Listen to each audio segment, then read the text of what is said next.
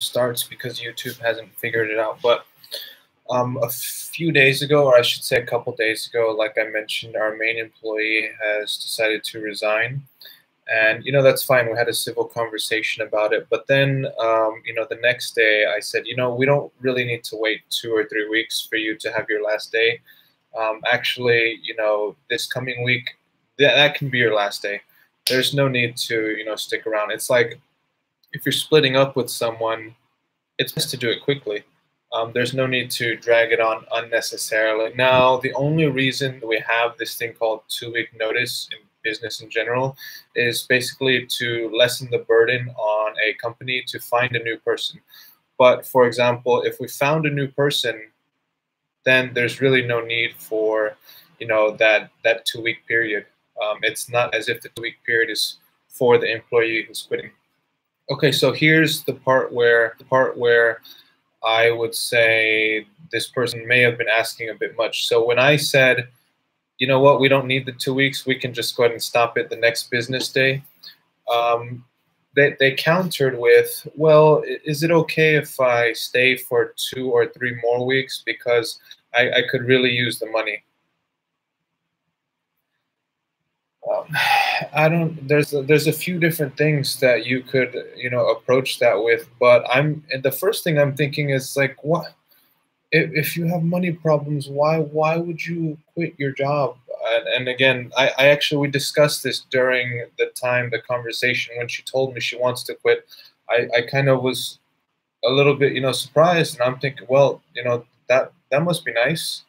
I mean, I'm not sure what it's like to not have to work. Like in my mind, people have to work. I mean, that's obvious, right? They need to survive. And especially if you have kids, then you definitely need to be working. So I can understand why this person quit and doesn't intend on perhaps finding another job. And I don't know. It's just some people are bad with planning. Why would you quit your job if you need money? And if the 2 weeks are like that important to her, then obviously she doesn't have like a large padding. I'm not a financial instructor. I don't even like telling people how to handle their finances, although most people are pretty bad, including close relatives and friends of mine. But I don't think it's fair to make that kind of request. It's like